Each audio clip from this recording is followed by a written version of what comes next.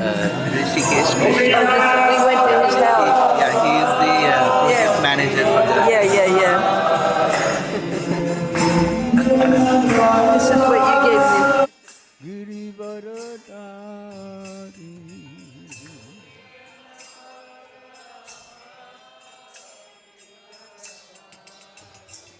Jaya Radha Madhava Kunja Vihari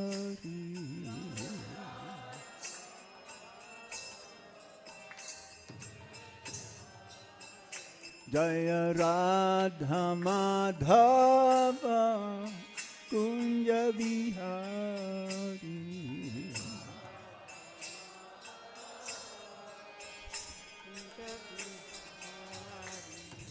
Gopi Jana Vallabha Girivaradhari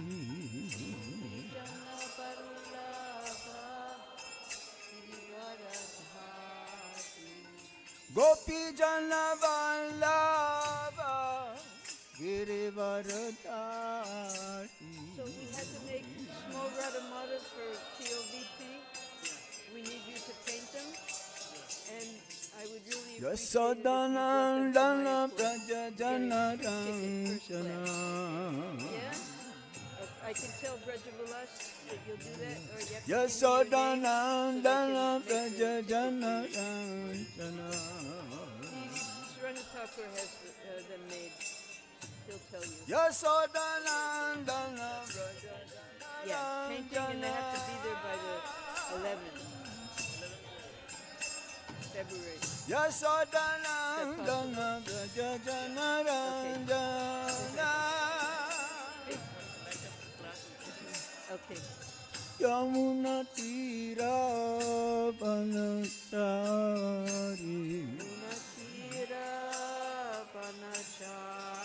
Yamuna Tira Panachari Yamuna Tira Panachari Jaya Radha Madhava Kunja Vihari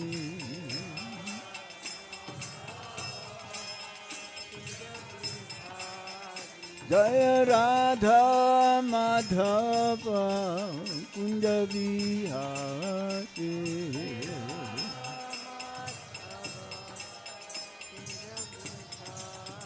Jaya Radha Madhava Rata Madhava Shiradhe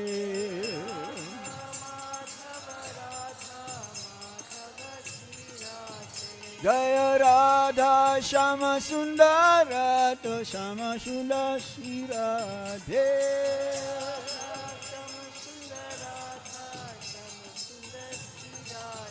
Jaya Lalita Visaka, Lalita Visaka, Lalita Visaka, Jaya Lalita Visaka.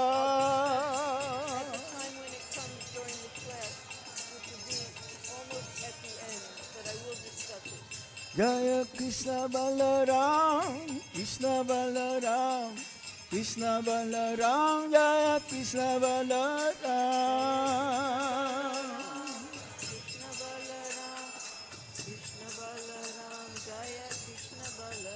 Jaya Gauranitai, Gauranitai, Gauranitai, Jaya Gauranitai.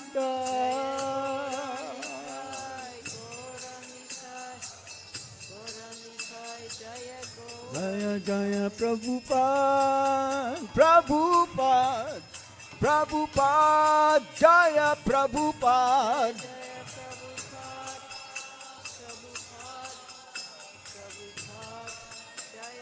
Nitai Gaura Haripo, Haripo, Haripo, Haripo.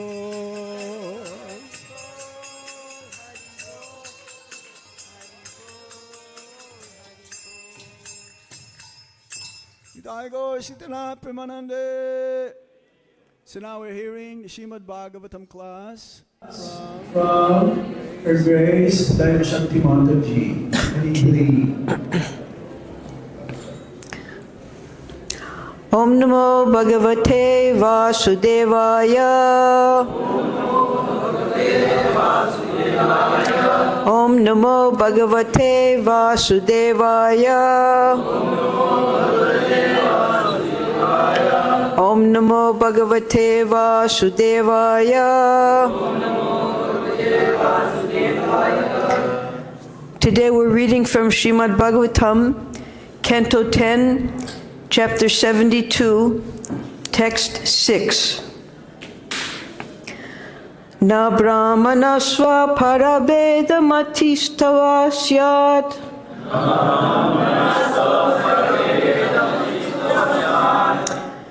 Na brahmaṇaḥ sva-para-bheda-matis tava syāt. Sarvātmanaḥ sama-dṛśaḥ sva-sukhānubhūteḥ. Saṁsevatāṁ sura-taror te prasādaḥ. sevānurūpam udayo na viparyayo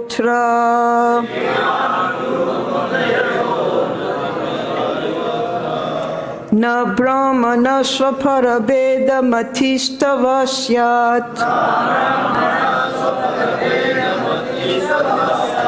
Sarvātmanaḥ sama-dṛśaḥ sva-sukhānubhūteḥ. saṁsevatāṁ sura-taror te prasādaḥ. sevānurūpam udayo na viparyayo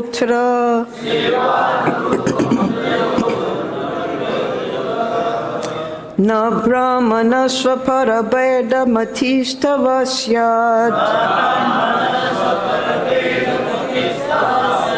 sarvātmanaḥ sama-dṛśaḥ sva-sukhānubhūteḥ. saṁsevatāṁ sura-taror te prasādaḥ. sevānurūpam udayo na viparyayo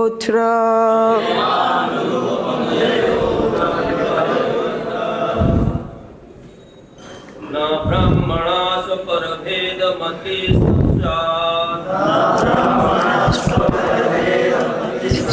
sarvātmanaḥ sva-sukhānubhūteḥ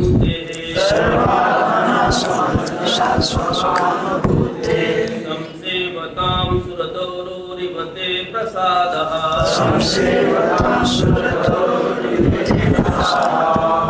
sevānurūpam udayo na viparyayo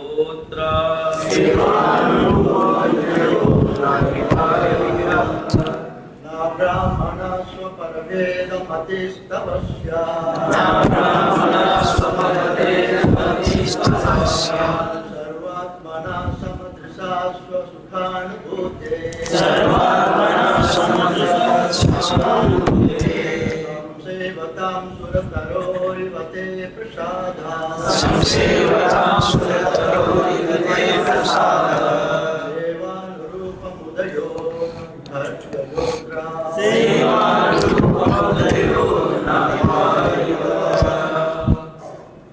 Mataji's?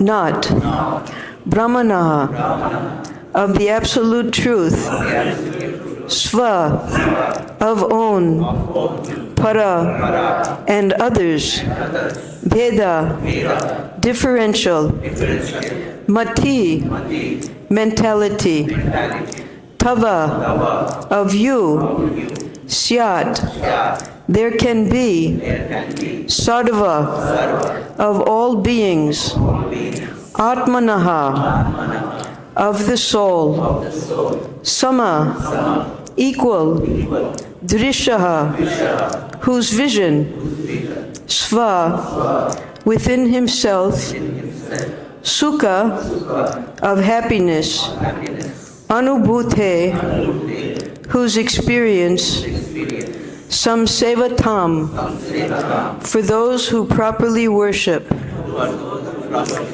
sura-taror, of the heavenly desired tree, eva, as if, te, your, prasādaḥ, grace, sevā, with the service, anurūpam, in accordance, udayaḥ, desirable results, not, viparyayaḥ, contradiction, atra, in this.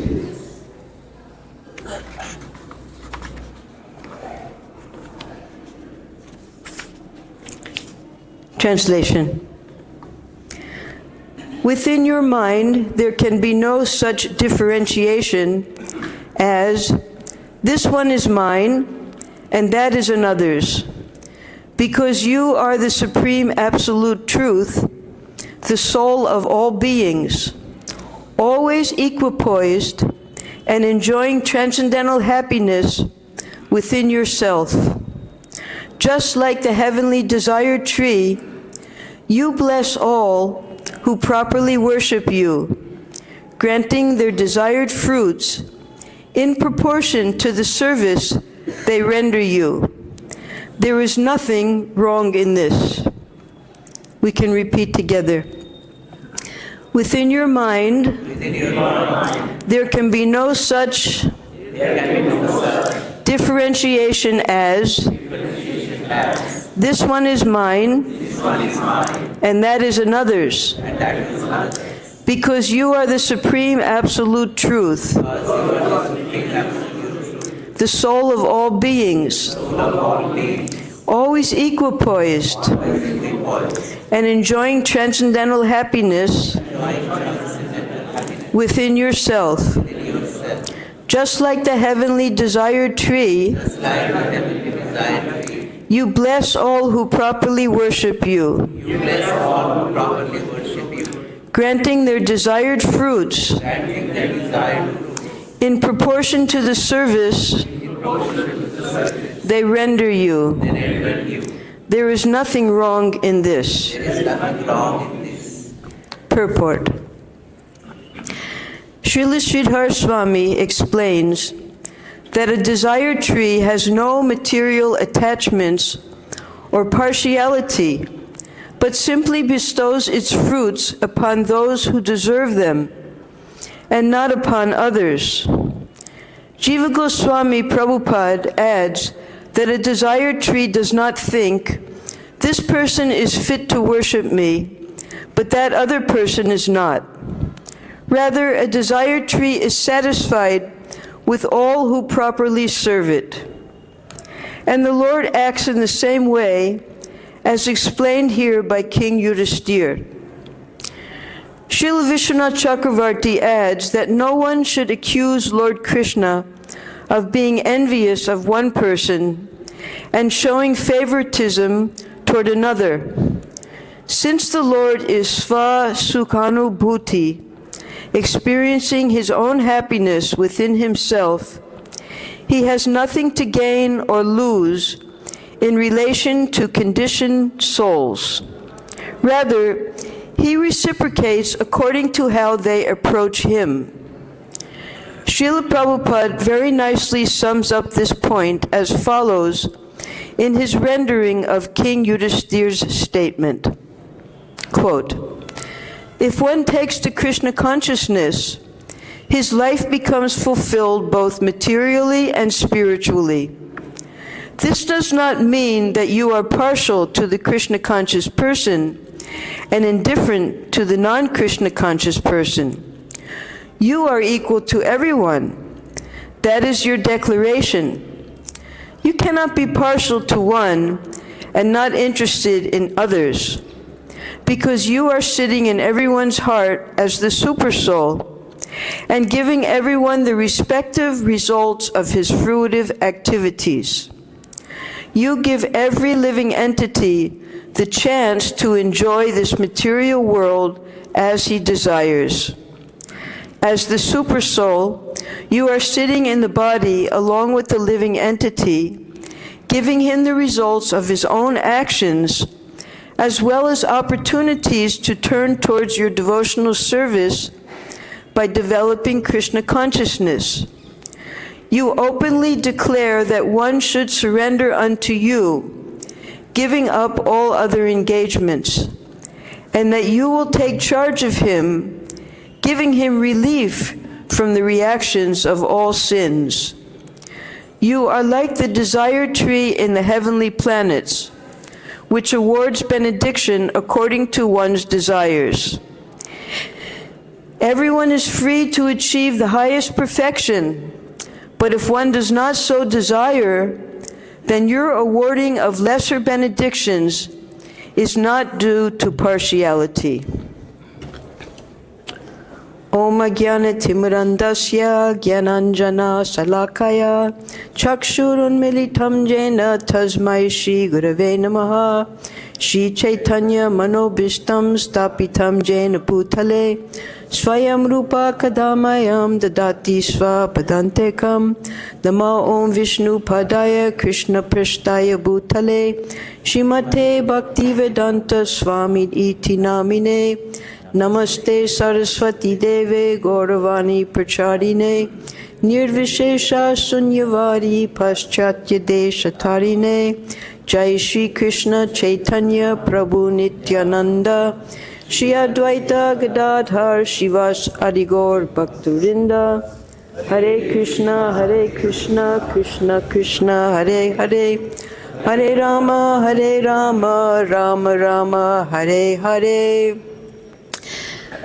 It just so happens that this verse is extremely important. Srila Jiva Goswami, he wrote a commentary on the entire Srimad Bhagavatam, and he picked out the key slokas of each of the chapters. Out of this entire chapter, number 72, and out of number 73 as well, he only chose this one sloka. That's how important every word is in the sloka. So before we start discussing the etymology of every single Sanskrit word here, I'd like to set the scene of how Yudhisthira Maharaj had the opportunity to praise Krishna directly like this, in this important sloka. We know that Pandu, he was supposed to be the king, and while he was hunting, he mistakenly shot a sage who was enjoying with his wife. The sage's name was Kindama. His wife cursed Pandu. Pandu could not have children. If he were to attempt to have children, he would die immediately, just like sage Kindama had died at Pandu's hands. So Pandu, understanding that he had a responsibility as the king, he renounced the throne and he went to live in the forest with his two wives. At that time, Kunti told Pandu Maharaj about the boon that she had received from Durvasa Muni, and he decided that she should use that boon to create a son that would be fully qualified to be the king of the entire world. And he decided that Kunti should call Yamaraj, whose other name is Dharmaraj, because he, being the pinnacle of all morality and justice, his son would be the ideal king of the world. So therefore, the first son was born as Yudhisthira. So Yudhisthira has many different names, some of them according to his real father. He's also called Dharmaraj, he's called Dharmaja, he's called Jesta Kaunteya because he's the eldest of Kunti's sons. Many, many names because he actually had two fathers. Legally, Pandu was the father, although Yamaraj was the real father. So after all of the Pandavas were born, and Pandu died, unfortunately, because of his union with his second wife, Madri. So then Kunti, she was unable to take care of the 5 children on her own. Madri decided to enter into the fire because she considered herself the cause of her husband's death. And Kunti was left with 5 orphan little children. So she came back to Hastinapur. By that time, because Pandu had been absent for quite some time, Dhritarashtra had assumed the throne because he should have been the king, but because of his blindness, because his mother had closed her eyes at the time of Vyasadev's conception with her, he was not qualified to be the king, but in the absence of Pandu, he sat on the throne. So he wasn't happy that the Pandus had returned, and nor were his sons happy, because Dhritarashtra wanted his sons to become the heir apparent. So all of the Kauravas, the boys, the sons of Dhritarashtra, and the Pandavas, they were schooled together at the ashram of Dronacharya. And Duryodhana, in conspiracy with his father, they decided that the only solution to this problem of who was going to be the king, the heir apparent, is if they simply kill the Pandavas. That solves all the problems, just kill them. So they devised different methods by which they could kill the Pandavas. And it was only with the help of Vidura and Krishna, who protected his pure devotees at all times, that they were saved. Finally, they made one great attempt. They built a beautiful house made out of lac, which is very flammable, and they invited Kunti and her sons to go have a nice vacation there. And in the meantime, Sakuni was going to send his man to light the whole house on fire, and then everybody would be gone, and they could enjoy the kingdom without having to worry about them anymore. So as we know, the plan didn't work, and Kunti, with the help of Vidura, who gave them a hint, Kunti and her 5 sons, they escaped, but they were afraid to go back to Hastinapur, because obviously, if not this time, the next time they might be successful. So they went into hiding. It was announced that the Pandavas and their mother had died. Everyone performed the rites, the funeral rites for them. And even Krishna came, although Krishna knew everything. He came, and then at the time of Draupadi's Swayamvar, the Pandavas revealed themselves because no one could equal Arjuna. And it was the desire of Drupada that Draupadi marry Arjuna as well. So Krishna came at that time to where the Pandavas were staying in the potter's house. It was the first time that Krishna and the Pandavas met. And the love between them, they were all stunned and wept tears because they had so much love and affection for each other. Because the Pandavas, being eternal associates of the Lord, they don't go back to Godhead, by the way, Prabhupada explains. They go wherever Krishna goes from universe to universe and take part in his pastimes here in the material world, though they do have their relationship with Krishna in the spiritual world. Because there's Aprakat Lila in the spiritual world, and there's the Prakat Lila that we discuss and we hear about. We can even see the holy places where these pastimes took place. In the Aprakat Lila, now here in Vrindavan, we mostly are concerned with our Vrindavan Lila of Krishna, all of the inhabitants of Vrindavan being the topmost associates of the Lord. We mostly meditate on those pastimes of the Lord. But the pastimes of Krishna with the city dwellers, that means those in Dwarka, those in Hastinapur, they are also eternal pastimes that go on in the spiritual world. There's a part of Krishna Loka that has Mathura Vasis, Dwarka Vasis, and those who live in Hastinapur in the big city. And they see Krishna differently than the Vrindavan Vasis see him. The Vrindavan Vasis have no concept of Krishna as the Supreme Lord. They see him only in his two-armed form. And their full attraction is his beautiful qualities, his special qualities that he manifests only here in Vrindavan. But the city devotees, they see Krishna in his four-armed form.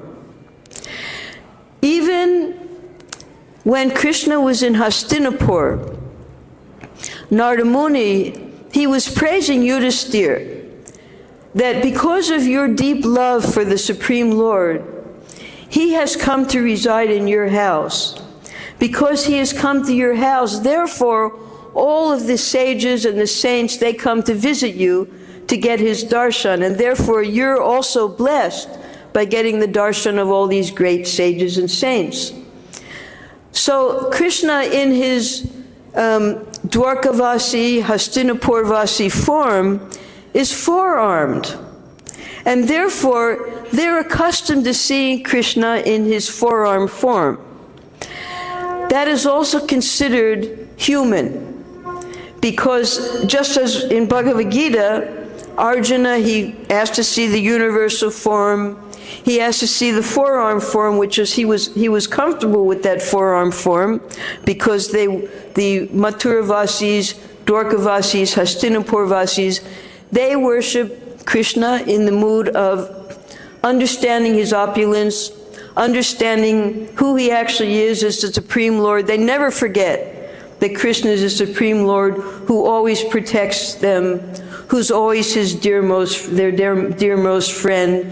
They have that fixed mentality according to the different rasas that they're in. So in that way, although Krishna to the Brijbasis appears in a two-armed form, and they love him according to their relationship with him, Krishna also in his Narayan form is equally loved according to the relationship that all of the city dwellers have with Krishna. So now Krishna has defeated Jarasandha 17 times, 18th time he took everyone to Dwarka. He was residing in Dwarka. And Yudhisthira and the Pandavas and Kunti, because they now revealed themselves at the Swayamvara, they came back to Hastinapur. They married Draupadi. And what was Dhritarashtra going to do with them? They came back to life. So they decided amongst the elders that the correct thing to do is to share the kingdom. So they split the kingdom in half. And they gave the Pandavas the barren, swamp-ridden portion of the kingdom, which at that time was called Indraprastha. And they kept the developed, beautiful city of Hastinapur. So now they were left with a swamp and a barren area, and what were they going to do with that? So this is all described in the Mahabharata, how Agni Dev, he wanted to eat the Kandava forest, and Taksha, he was in charge of that forest, the big snake bird that would eventually kill Parikshit Maharaj. Indra was protecting Takshak. They were friends. They had a mutual symbiotic protective relationship. And with the help of Agni, Arjun was able to get the weapons that he needed. Of course, he was going to fight against his own father, Indra. He needed special magical weapons, not to fight with his father, but just to protect the forest so that Agni could eat that forest. And Agni also gave the chariot, the weapons, the arrows, the chakra, everything, the Kandiva bow, everything was given at that time. So after, and then Mayasura, he also came into the scene because he was being protected by Arjuna and Krishna. So he built an incomparable kingdom in Indraprastha for Yudhisthira.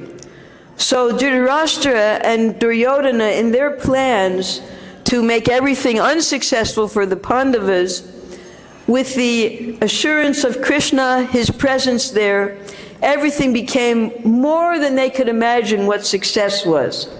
And that increased the envy of Duryodhana. More so did they want to kill the Pandavas at that time.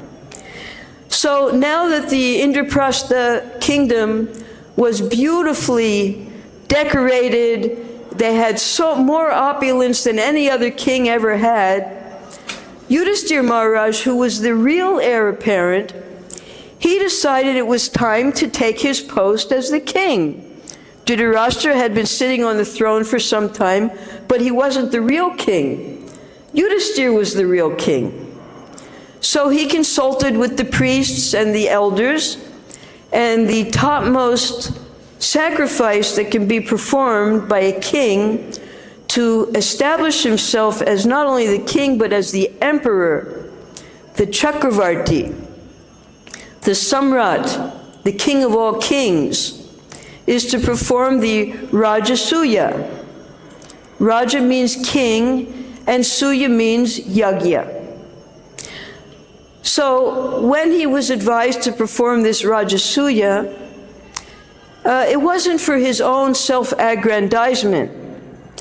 It was because as the son of Dharmaraj, as the personification of Dharma and morality, he wanted to establish Krishna as the Supreme Personality of Godhead. And through this yagya, he wanted to worship the Supreme Lord. That was Yudhisthira's idea. He wasn't interested in the opulences of the throne and the kingdom. He was interested in worshiping Krishna and having Krishna's association, because he had already experienced in his life, along with his mother and his brothers, that when there was calamity, Krishna would come to save them. When things were very peaceful, Krishna wouldn't be with them. He would go back to his kingdom.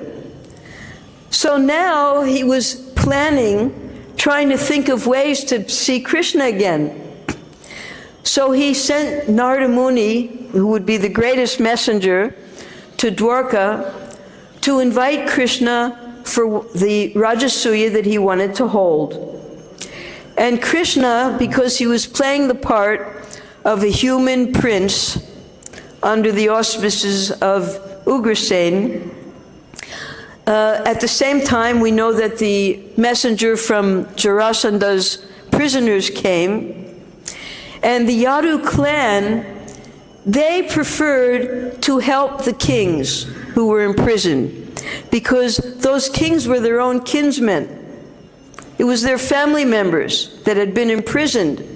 It was devotees of Krishna who had refused to assist Jarasandha during the 18 times that he had tried to kill Krishna.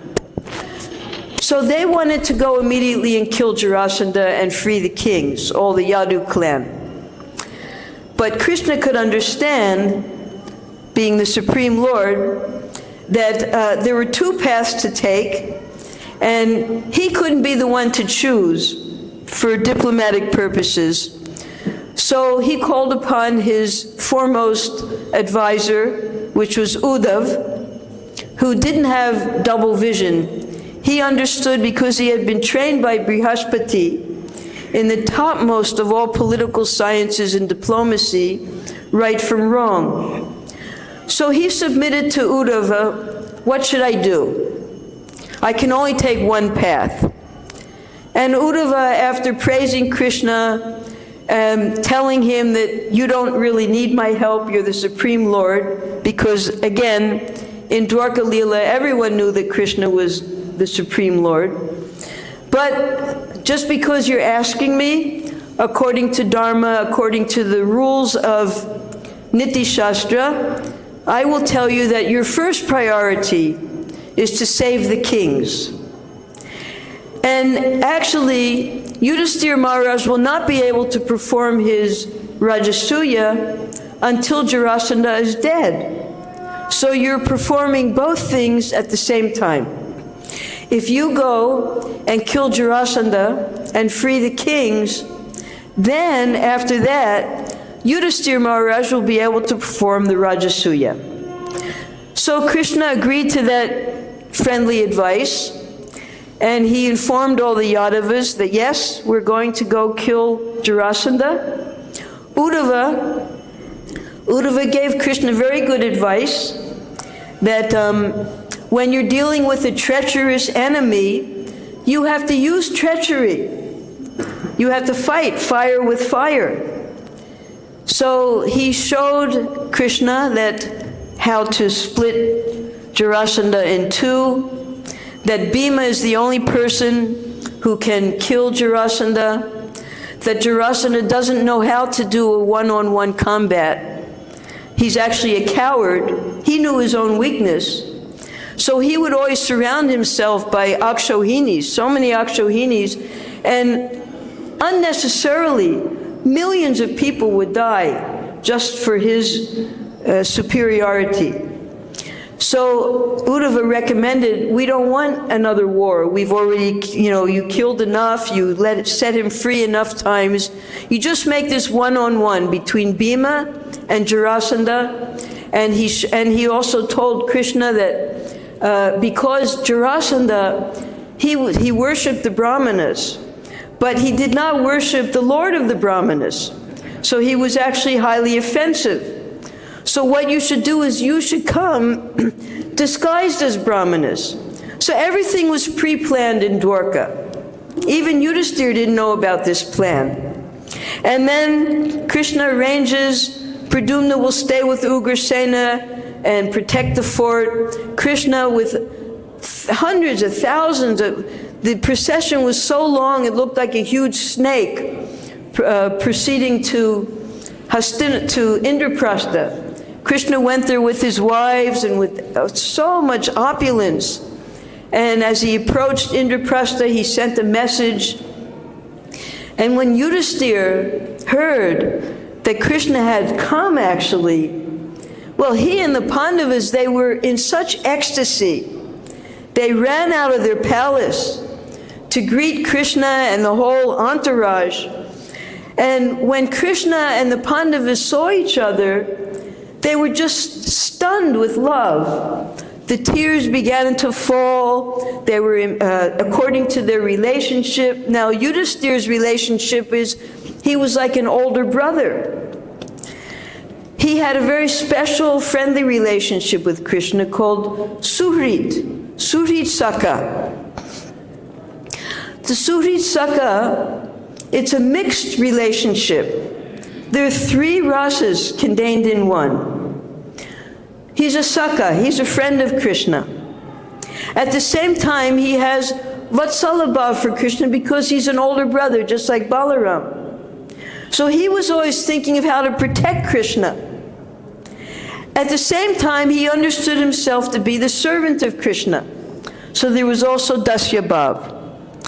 So this mixture of the rasas, when Yudhisthira finally came to meet Krishna outside of Indraprastha, he didn't, he became stunned, and simply the tears were falling from the two of their eyes. He bowed down, then he smelled Krishna's head. Everything was mixed up. He didn't know what to do, simply out of ecstatic emotions because of the mixture of these different rasas. It was such a beautiful scene. And then Bhima and Arjun, being of equal age, they embraced Krishna's iron-like arms, like friends, and then Nakul and Sahadev, as servants, as little brothers, they bowed down to Krishna's lotus feet. And then with great pomp, they brought Krishna into the palace. And for some days, Yudhisthira, there's a bhajan that they sing here in Braj.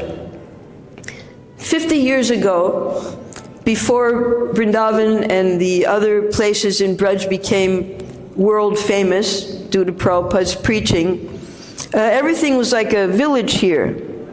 So in Barsana, nobody really knew about Barsana. They would come to see Banki Bihari here. They would come to our temple.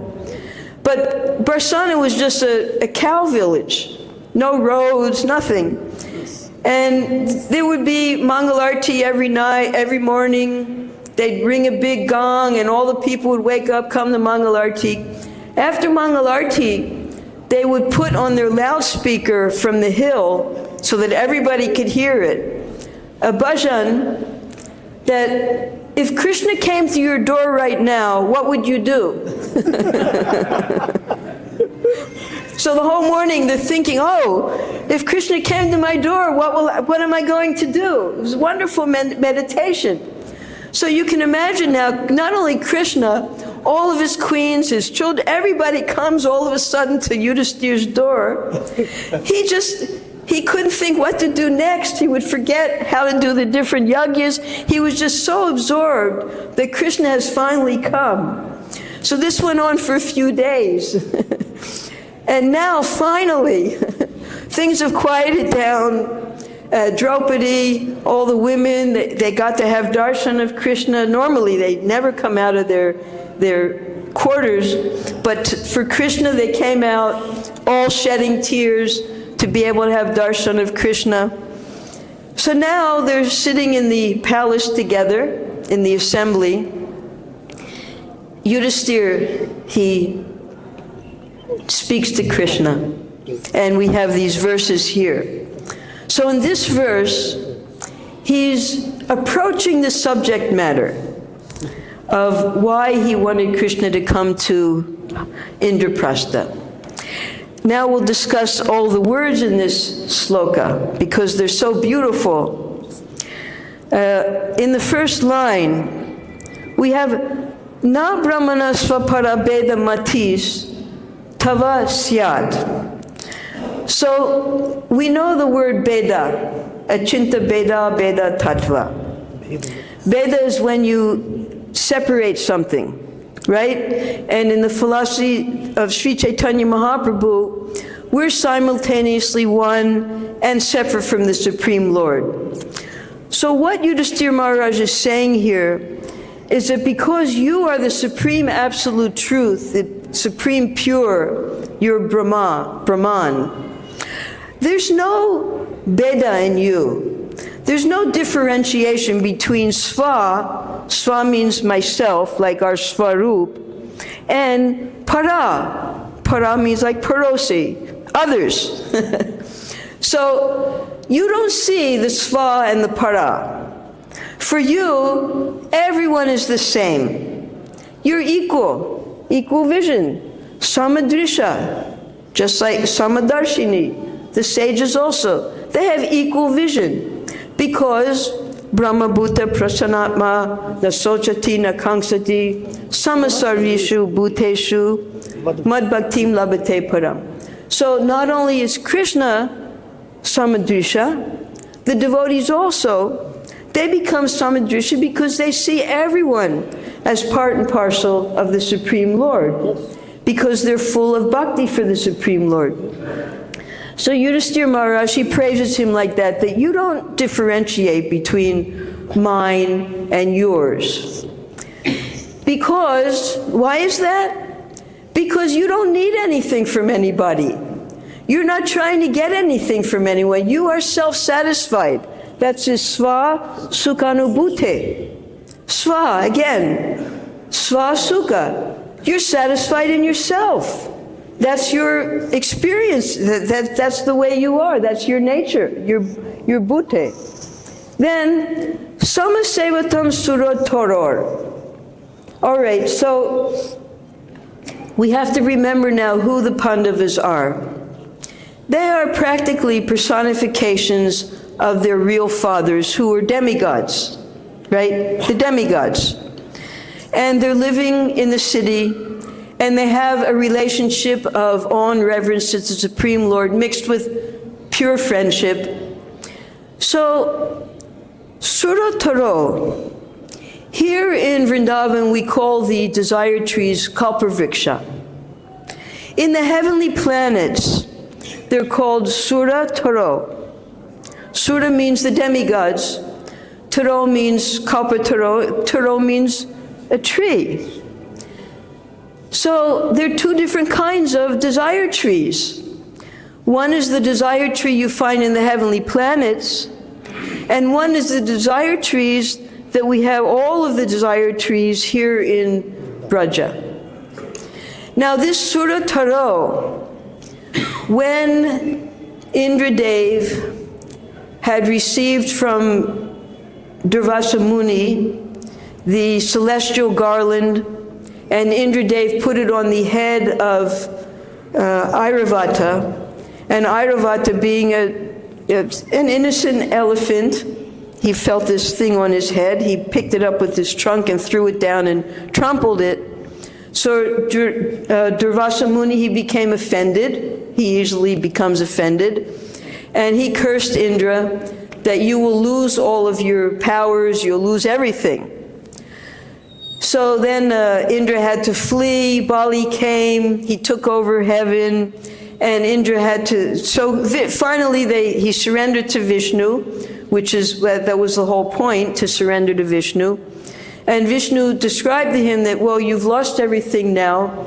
The only thing to do now is to make peace. And you should churn the milk ocean together. The demons on one side, the devotees on the other side. The demigods, the suras.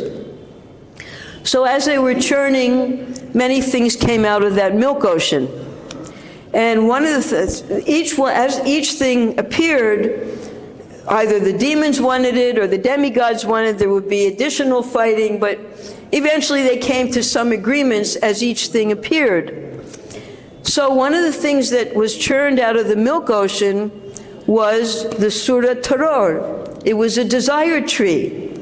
Desire tree means whatever you ask of that tree, the tree gives you. So because Bali had just gotten Uchashraiva, it was now the demigod's turn, and Indra got the desire tree, and he took it to heaven. He got his desire tree in the heavenly planet. And you can remember there was also a Leela with Satyabhama and Krishna when they took that. This is all in the material world.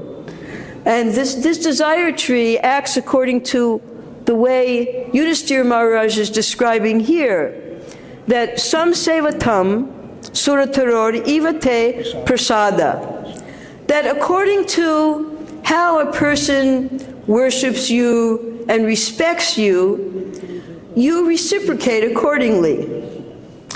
That saves Krishna, well, that's a different type. With the sura-taror, whatever a person desires, that's what the tree gives. It's simple, give and take. Now, the kalpavrikshas, that's Krishna.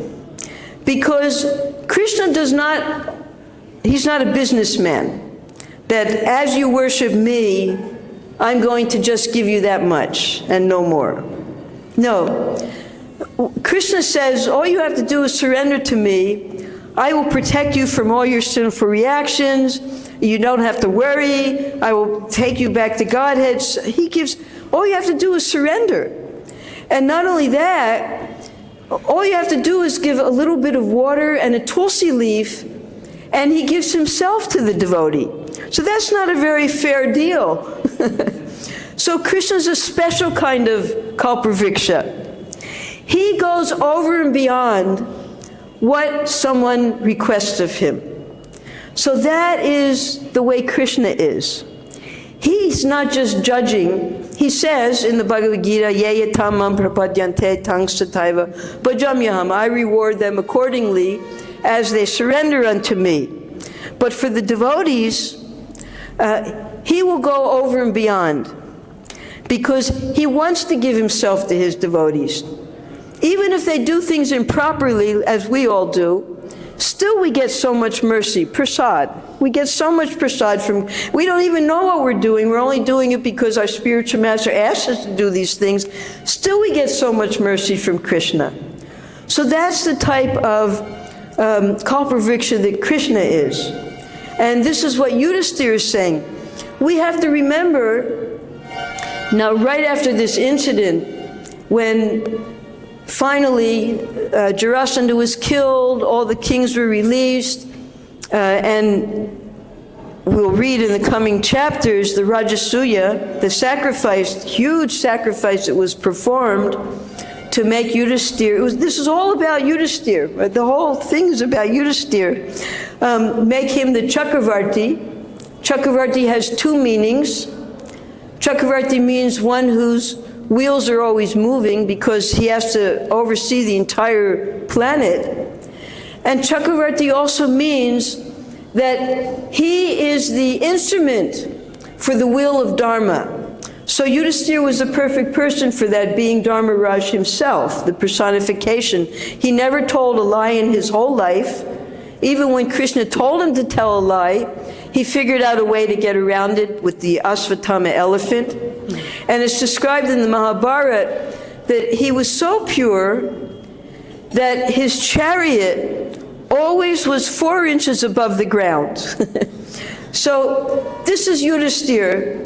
He was a qualified Chakravarti, and there weren't many Chakravartis on this earth. You'll find in the Bhagavad Gita that often Arjun and the other Yudhisthira also, they're referred to as Bharatavarsha, because there were 2 Chakravartis in the Bharatvarsha, in the line. There was Dushyant and Shakuntala's Bharat, he was a Chakravarti. And then we know of Rishabhadev, that Bharat, he was also a Chakravarti. And this is why Krishna specifically wanted Yudhisthira to be the emperor. He didn't, this was all Krishna's desire. Depending upon which book you read, and we're not going to discuss numbers, but the amount of millions of human beings, animals, and all types of living entities that were killed in this Mahabharata war at Kurukshetra, this is all Krishna's desire. And he explains that to Arjuna, that this is not about Yudhisthira's self-aggrandizement. This is not just to make Yudhisthira the emperor. This is my desire. This is what I want. Now the Pandavas, they were so absorbed in love for Krishna that despite all of their sufferings, Krishna wasn't there when they were suffering. He didn't come to save them all the time, but they always remembered him. And despite all their sufferings, their love always increased for Krishna. So now that the time was coming, that Yudhisthira would be able to now become sitting on the throne as a Chakravarti after performing this Rajasuya, for Yudhisthira, it was the greatest honor, it was the greatest success that Krishna had now come to bless him, his brothers, his entire kingdom by his presence, and he was giving permission for the Rajasuya to be performed. So we're just in the middle of these wonderful slokas where Yudhisthira Maharaj is praising Krishna, his beloved friend, and asking him permission. May we perform this Rajasuya? And we'll hear in the coming slokas the dialogue between the two, and how finally Krishna describes the plot given by Uddhava, that yes, certainly you have my permission, but you're not qualified yet, because Jarasandha is still alive. You've sent your brothers all over the world to conquer, to make friendships, to make alliances, but Jarasandha, he has not agreed. So either you conquer him or you kill him. So then we go on to the next, that's what this chapter is all about. So this important sloka, if we can understand the divine qualities of Krishna, understand that, the Yadavas, the Pandavas, when they were exiled, because after the Rajasuya sacrifice, Duryodhana became so envious.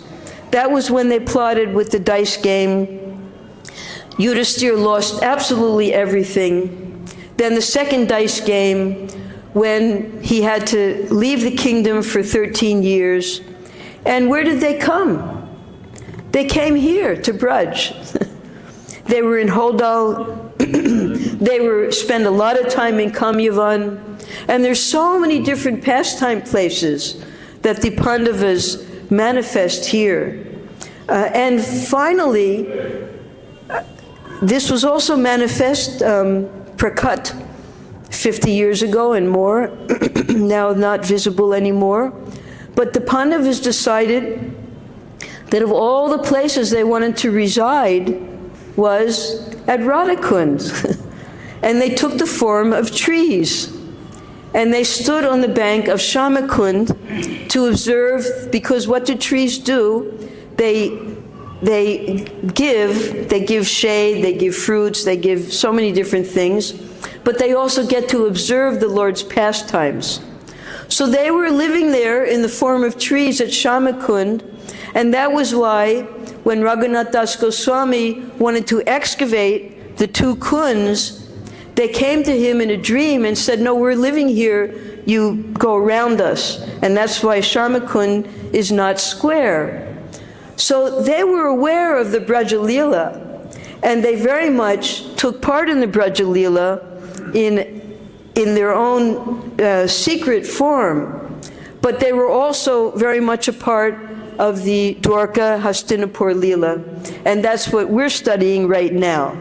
So these Pandavas, particularly Yudhisthira Maharaj, for whom the entire war was fought to establish him as, again, the emperor, they're very dear disciples, devotees of Lord Krishna, disciples because when Krishna went incognito as Brahmins, he was the guru, and Bhima and Arjun were his disciples.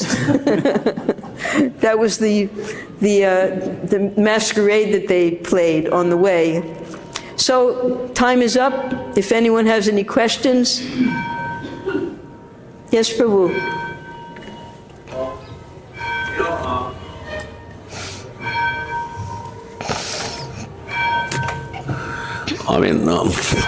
There's one point, which I want to understand. You mentioned that, the way we, pray unto Krishna, Krishna reciprocates, and apart from that, he also gives you protection from all sinful actions. Like you have this famous shloka called Sarva-dharman parityaja mamekam padam shanam rajo aham tvam sarva-papebhyo samokshayami. So Krishna on one side is saying, I'm going to deliver you from all sinful activities, you surrender unto me. But then, ironically, when we look around, we see many saints, many senior devotees, they get paralytic, they get very fat.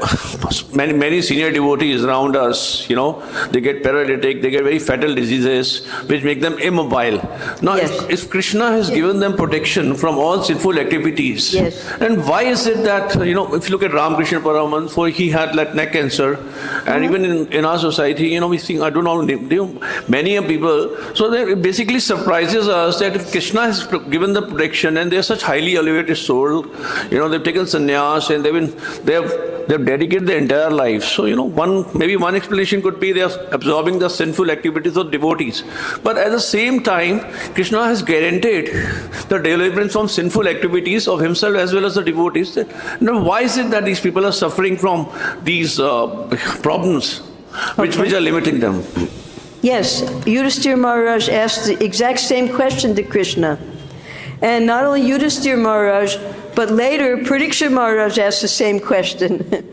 Because he saw that the Pandavas had suffered so much. Now, Parikshit, he didn't have to fight for the kingdom. He just inherited it because of all the labor of his grandfathers, particularly Yudhisthira Maharaj. So he asked, why did my grandfathers have to suffer so much? So we will read in the 88th chapter of the 10th canto, verse number 8, when Krishna gives that answer. And this particular sloka is quoted many, many times by Srila Prabhupada, because Krishna explains that when I really favor someone, I take everything away from them. And in a completely helpless situation, his relatives, his friends, they all reject him.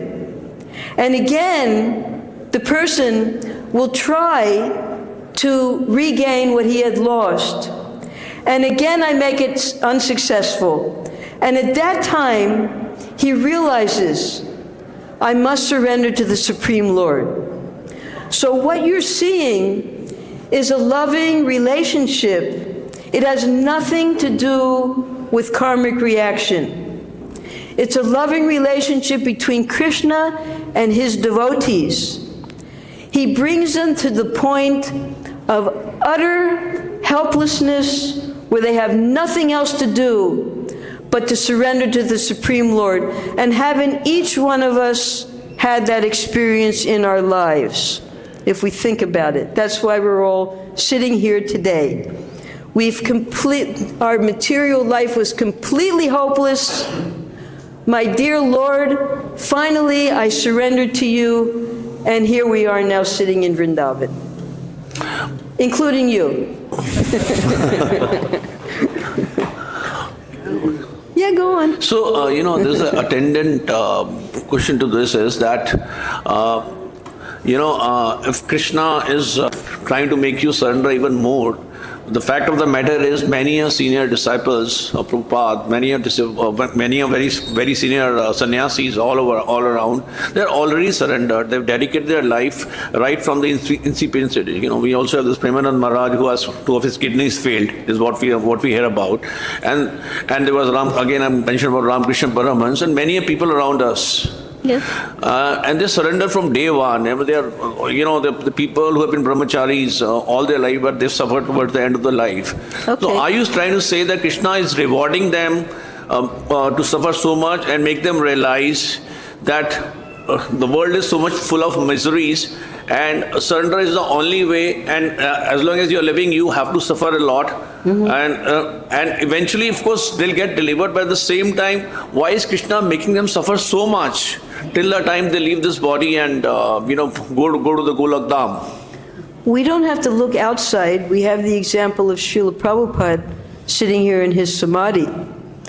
The amount of physical suffering, apparent physical suffering that Srila Prabhupada underwent in the last year of his life, even the doctors said no one could tolerate such suffering. He had nothing on his bones, nothing, due to he couldn't eat. What was Prabhupada doing for us? He was setting the example for us that this will also happen to you. And therefore, even in the greatest suffering, you have to always remain completely surrendered to the Supreme Lord. So that's why you see suffering, so-called suffering, in the bodies of the pure devotees, as an example for us that we should always remain completely surrendered to the Supreme Lord in every condition. Okay? Thank you. Thank you. Huh? Yes, Lakshmi Narayan. So the one small point from yesterday's class. Srila Prabhupada, see, there's a misconception. The misconception is that in Vaidhi Bhakti, I follow all the rules and regulations, and I worship Radha and Krishna in the mood of Lakshmi Narayan, right? But then, when I attain the stage of Raganuga Bhakti, I don't follow the rules and regulations anymore. That's completely untrue.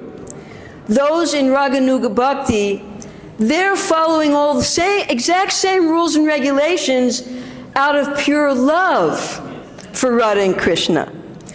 Because we don't understand Radha and Krishna at this point, we're being forced. We have alarm clocks. We don't wake up. Who wakes up here automatically at 3 o'clock in the morning? Anybody? Anybody? No, we have alarm clocks. If we don't have alarm clocks, somebody comes and kicks us. We have to get up because we're on the Vaidhi Bhakti stage.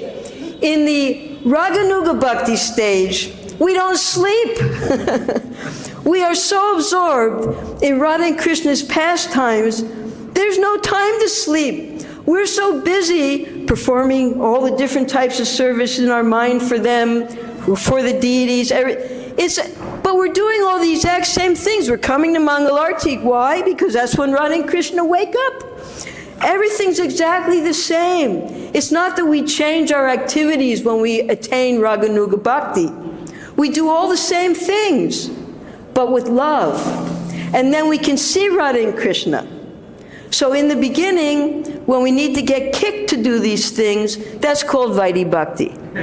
And doing these things regularly every day, finally we realize, hey, this is Radha Krishna's Leela that we're engaging in right here. This is Krishna Balaram's Leela. This is Gaura Nitai's Leela. They're all connected. I just couldn't see it because I was too busy about what time prasadam is.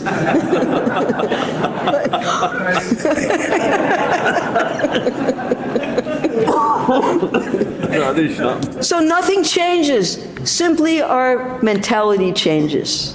That's the difference between Vaidhi Bhakti, worshipping Radha and Krishna in the mood of Lakshmi Narayan, and Raganuga Bhakti, finally realizing that, yeah, here they are. I just couldn't see them all these years. Okay? They say sleeping in braj is also beneficial. Yes, it is. Krishna sleeps, yes. Sleeping in braj is also beneficial. So is taking prasadam. Time for prasadam. All glories to Srila Prabhupada. Hare Krishna.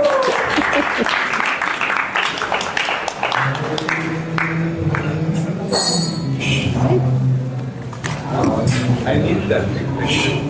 I was at when I had class, I was only 4 o'clock in the morning and my mind was to find out all these things. Remember? Thank you. Oh, yes. Yes. Everywhere. Every tree here. Not only every tree, every particle of dust in Vraj can fulfill all your desires. We're writing a new book now about, it's called The Dust of Vrindavan. And even the dust here can fulfill all your desires. So there are even desire trees here at Braj. Every tree here is a desire tree. But they're reciprocating with you according to your mentality. You don't recognize them, so they don't respond. Mataji, I have one question that Airavat comes after chanting the ocean or before? He was one of the gifts. I don't know which one. I don't know the order. You mentioned that We can read it in the 8th canto, which came first, which came later. I was just kind of pulling it out. Somebody gods in Indra, that time Airavat was present because then after there was a chanting. Yeah, I don't know. Let's go back to the 8th canto and find out.